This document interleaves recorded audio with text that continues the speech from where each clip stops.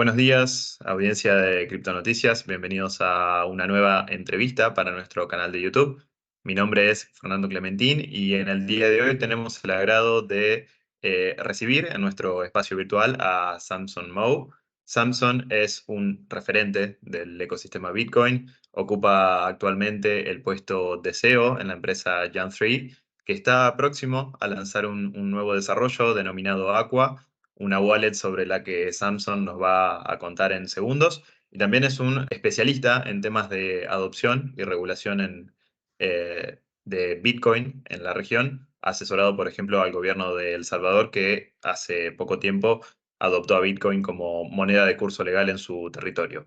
Así que bueno, le damos la introducción. Samson, nice to meet you and thank you for being here with us. Thanks for having me on, Fernando. To start, let's talk about Aqua first, your new wallet that you are releasing soon, and tell us about it and what benefits brings to users. Yeah, so Aqua is a wallet that first started at Blockstream and then Jan3 took over development. But it's always meant to be an easy to use and very accessible Bitcoin and Liquid wallet. So in case you don't know, Liquid is a Bitcoin sidechain. It was the first sidechain and it's been the longest running one now and the most stable, and probably the one with the most adoption too. So this is a separate blockchain from Bitcoin that allows Bitcoin to scale, and it allows for inter-exchange settlement of Bitcoin, as well as assets issued on it, like stablecoins such as Tether. And there's other stablecoins from other countries as well. So we hope to get people onboarded into Aqua, and getting more people to use Tether on the Liquid network instead Mhm. of Tether on altcoin networks, because we don't think that's really an optimal um, use case and an optimal situation. So basically bringing everyone back into Bitcoin itself and Bitcoin sidechain technology. Now, the other interesting thing about Aqua is that we've integrated a number of services and swap. So people can receive lightning payments and they can basically get layer two Bitcoin and swap that for stable coins as well. So it's meant to be a wallet designed for use in Latin America and other places where they do want dollar denominated value to hedge against the own devaluation of their currency or hyperinflation. So it's Mhm. a way to integrate both US dollar denominated value with the Bitcoin network and all associated technologies. Okay, and what do you think? Why do you think that people in Latin America needs that kind of products and that kind of wallets to integrate Bitcoin and stablecoins to their day-to-day economy? Well, I think it has a lot to do with how we push for Bitcoin adoption. So I would say there's two camps. One camp is everyone should just use Bitcoin right now. And then another camp is that the dollar denominated value coins, like stable coins, are going to exist for some time as we run up to hyper Bitcoinization, because it's a bigger step, I think, for someone to jump right into Bitcoin as their primary money versus using the dollar, especially when their own currency is devaluing and there is already an innate need for dollar value.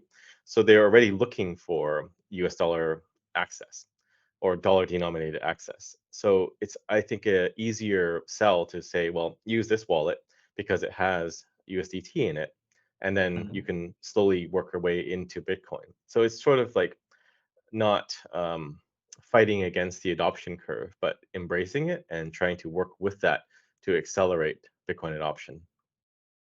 And how is Aqua going to relate with the financial, traditional finance sector?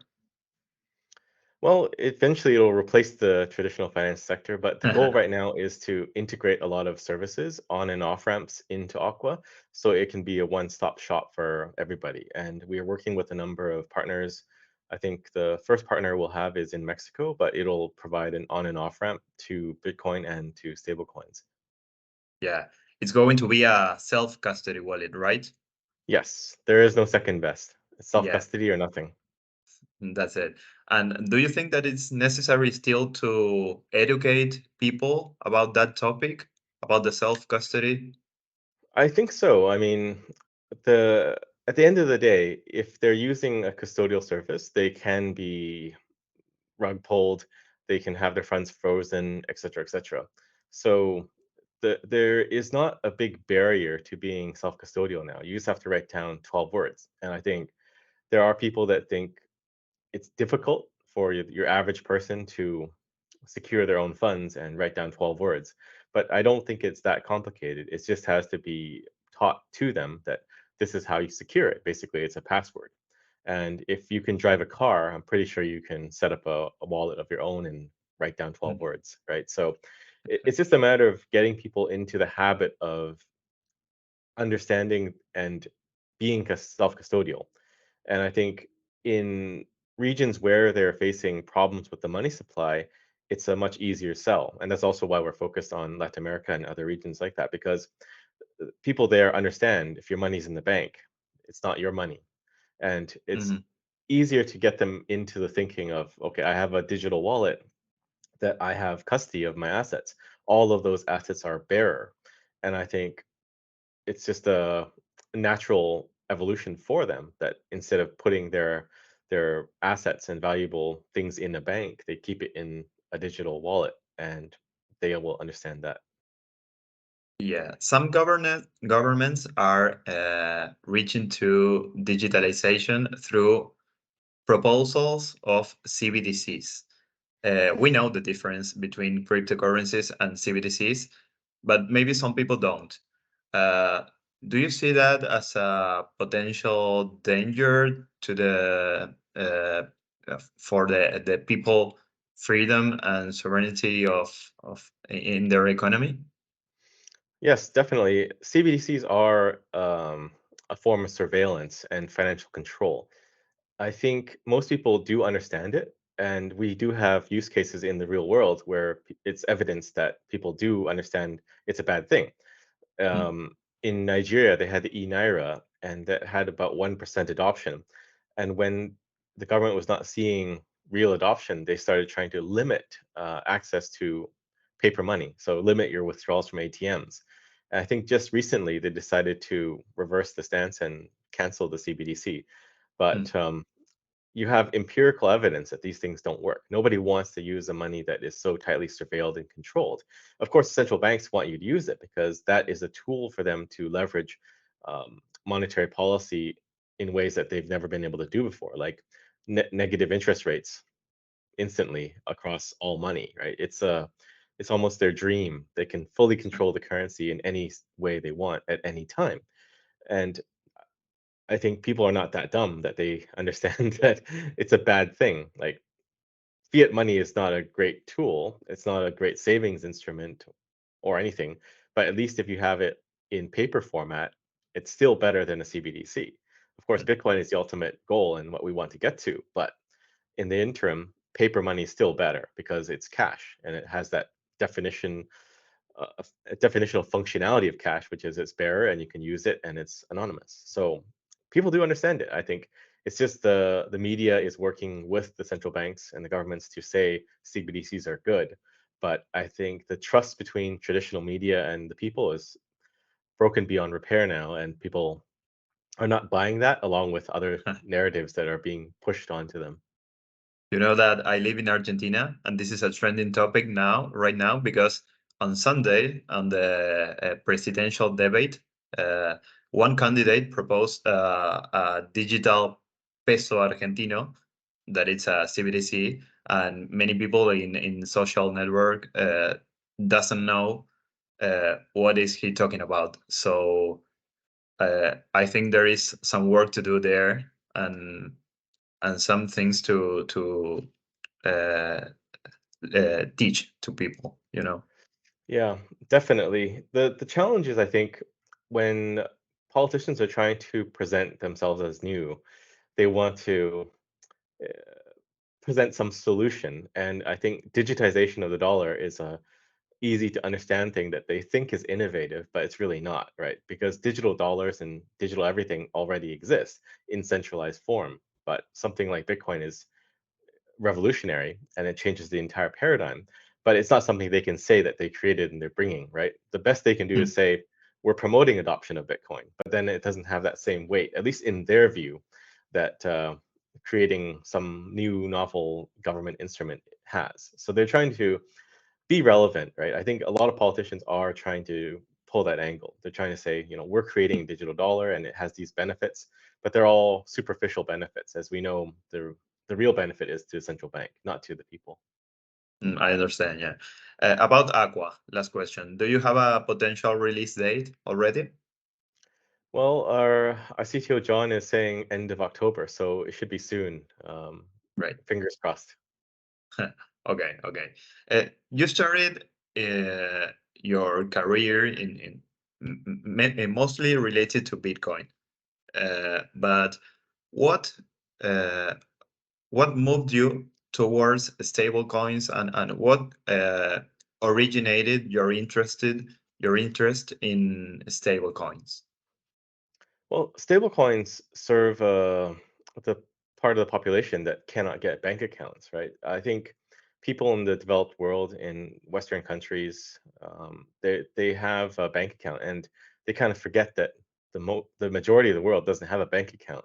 So it's Mm, difficult for them to, buy Bitcoin, right? Unless they just purely work for it, and then they're subject to the volatility of Bitcoin.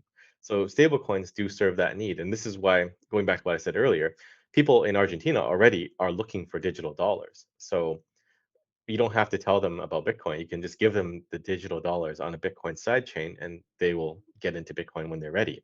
It's sort mm, of being a friend to them and just giving them what they're looking for instead of saying, well, you don't want dollars, just use Bitcoin right now.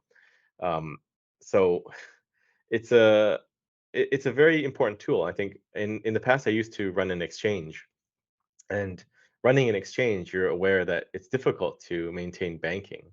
It's far easier now, but back when I was running BTC China, that's 2015 to 2016, um, it's difficult to have a bank account. So you understand like why not having banking is a challenge, not just for an exchange, but for ordinary people. And I think mm. that lets you empathize with the need and the use case of stablecoins. But ultimately, I don't think stablecoins will exist in a post hyper Bitcoinization world because nobody will want the digital dollar anymore. They'll just want Bitcoin. But for the next 5 years plus, I think there's still going to be a transition period where people will use stablecoins as they cycle into Bitcoin. Moving a little bit towards Bitcoin development, you mentioned in a recent tweet that Bitcoin is the only opportunity to fix the world, and that taking unnecessary risks is dangerous. What did you specifically mean by unnecessary risks? Well, it's people trying to change the protocol, to tweak it, to make Bitcoin fun or exciting, or to add some feature that they think is needed. There's a risk there because you can change Bitcoin and destroy Bitcoin because then there could be some knock-on effect that's unforeseen or just introduction of some bug or vulnerability into the protocol. And I think people have been trying to change Bitcoin, at least since I've been involved in Bitcoin, Mhm. through various means and for various reasons too, like increasing the block size.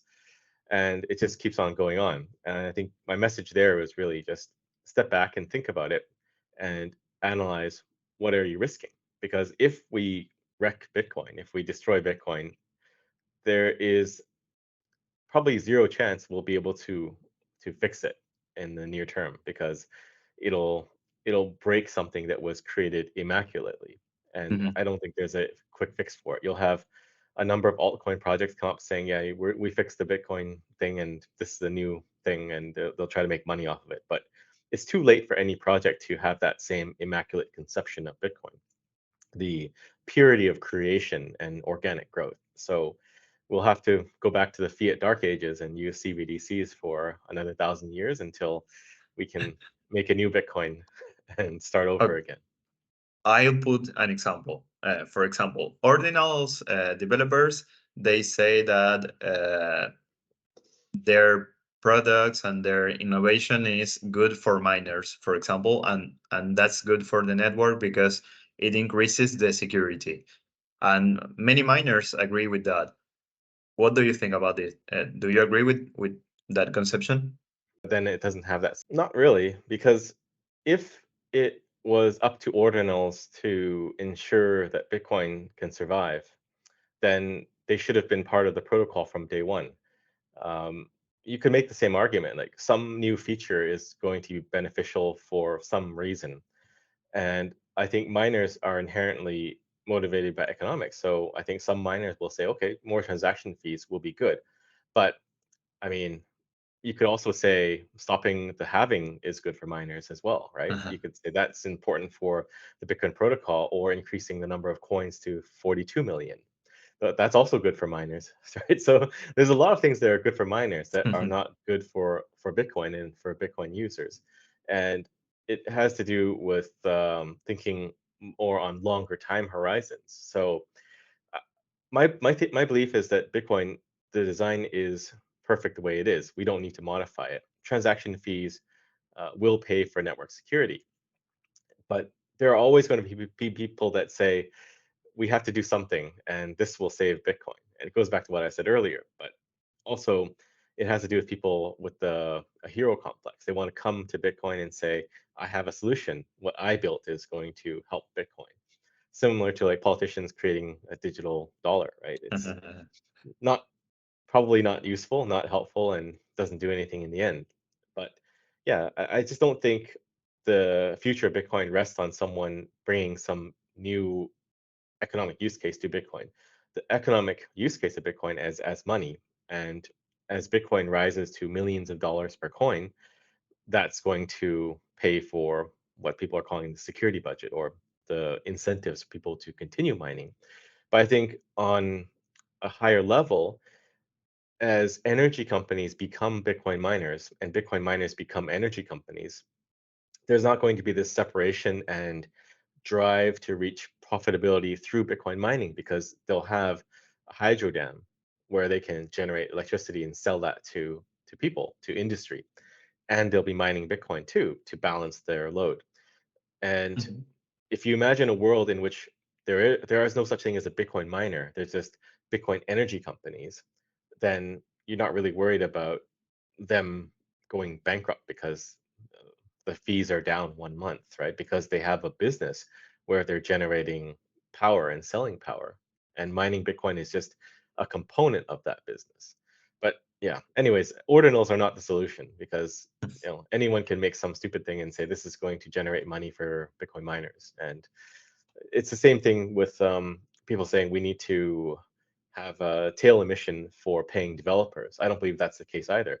We function so far without having some sort of inflation or pool set aside to pay for Bitcoin developers, because you have alignments between the Bitcoin ecosystem of companies building on Bitcoin, like Jan3, like Blockstream, and others, where they will pay for Bitcoin developers because it's part of their business. Sort of like what I'm telling you about a Bitcoin energy company. The mining and the energy production go hand in hand. It's the same thing for Bitcoin software companies. They will pay for developers to maintain and upgrade and fix bugs, because that is their business and that is what they have to do. Okay, yeah, I understand. Before concluding the conversation, I would like to ask you a little bit about adoption and regulation here in Latin America.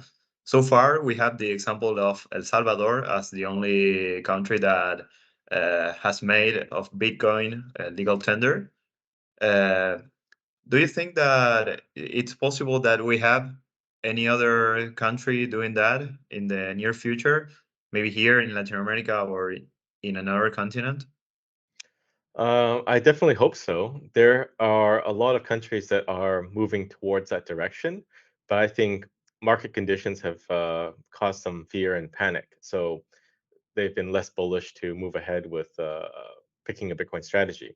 Also, Mhm. the geopolitics is a big factor as well. So I think with, for example, in Mexico, I don't think AMLO is going to implement a Bitcoin law, but the next president of Mexico could potentially be a Bitcoin advocate and implement something. But I think a lot of countries in Latin America are ripe for Bitcoin adoption. We just need to nudge it along, both from top level engagement with government, but also grassroots initiative where we have people using Bitcoin and powering their economies with Bitcoin so that they can look at those examples locally, sort of like Bitcoin Beach for El Salvador. And if you look at all of Latin America, you do have these little communities all over that are using Bitcoin. So we have the right ingredients for the recipe. We just have to give it time to materialize. Yeah. And do you think that when they look to El Salvador, they see a good example of regulation and adoption and the outcomes of the Bitcoin law as well? I would say economically, it's been a good outcome because they've boosted tourism, they've boosted GDP, and that's simply by adopting Bitcoin, really, right? and um, and Hmm. and fighting crime. So it's setting an example and it's a template for others to look at. And I think that's important because you can point to El Salvador as a reference case, right? Without El Salvador, it's difficult to say. There's cities, there are special economic regions that have adopted Bitcoin and autonomous regions too, like Madeira, but it's a different level from one country, like a fully independent country adopting Bitcoin. So I think we just need a few more and then the dominoes will start to fall. I'm hopeful that Argentina can be a player in this arena because I think if Milei wins, we have a pretty good chance at convincing him because Mhm. he's already saying, we need to abandon the Argentinian peso and use a dollar, and he knows about Bitcoin. So it's just a matter of time, I think. I have the perception, but it's in my opinion that he doesn't know so much about Bitcoin yet, but maybe he's open to understand it in the case that he is elected as president. So maybe there is a chance there, right? Yeah, I Mm. think he's closer. Like if you listen to his talks about economics and about how the world works, it's almost like he understands Bitcoin. He just needs a nice orange pill, and he's done. Maybe you can bring it to him. Yeah, I'm happy to. Tell us, just to conclude, tell us a little bit about Madeira. You mentioned that example. What's the work you are doing there? And well, just tell us a little bit about it. Yeah, so Madeira, if you don't know, it's a autonomous region of Portugal. It's a series of islands in the Atlantic. They came out not last year. Is it last year? I can't remember the time now. I think Mhm. last year, but they announced that they're working towards adopting Bitcoin. Yeah, But it's a bit challenging because they're still subject to Portugal's monetary policy, and they're part of the EU. So they can't just say we're making Bitcoin legal tender, but they've actually taken some concrete steps to push for Bitcoin adoption in Madeira. Like they're hosting the Bitcoin Atlantis conference next year. I think it's in March. And they've set up a few foundations. One is Free Madeira, and these are pushing for local Bitcoin adoption. And um, President Albuquerque won his re-election just, I think, a week ago. So he'll be in for another couple of years. So we'll see what we can do. But from my perspective, Madeira is a foothold into Europe and into the EU. mm. And I think if they can figure out how their path forward looks in terms of Bitcoin adoption, then it could be a template for other EU countries to follow. But do European people see Bitcoin the same way as we do? I mean, they don't have the same needs that we have here in Latin America because of the currencies, the inflation, all that kind of economic problems. They're getting there. They're making their own economic problems. So just give them a bit of time.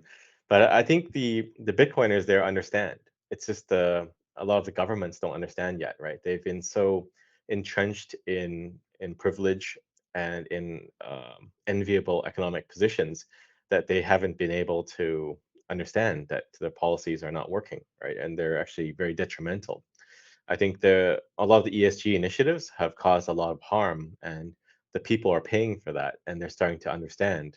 But overall, the economies are not good, and I think we're starting to see double-digit inflation. Like last year in the UK, it's not EU, but it's still Europe. They had double-digit inflation, right? Mm. Officially, which is rare because normally the That's official new for numbers them. are that's new. And Mm. those numbers are also heavily controlled too. So having it spike to double digits is just showing that they're not immune to these effects of poor monetary and economic policy. So it's just a matter of time, I think, for Europe to wake up. And then we have Madeira there as a champion of how to adopt Bitcoin and why it's important. So I think, again, all the pieces, all the parts of the ingredients are everywhere. We just have to wait for it to finish cooking. So not only winter is coming, but also hyper Bitcoinization it's coming too. Definitely. Okay, Samson, really nice talking to you, and thank you for the time. Yeah. Thank you, Fernando. It's been a pleasure. A nuestros seguidores de Criptonoticias les decimos, como siempre, que si les gustó el video pueden dejarnos un me gusta y también suscribirse a nuestro canal para estar pendiente de nuestras próximas entrevistas y demás contenido que vayamos publicando. Gracias por acompañarnos, por quedarse hasta el final y nos vemos la próxima. Adiós.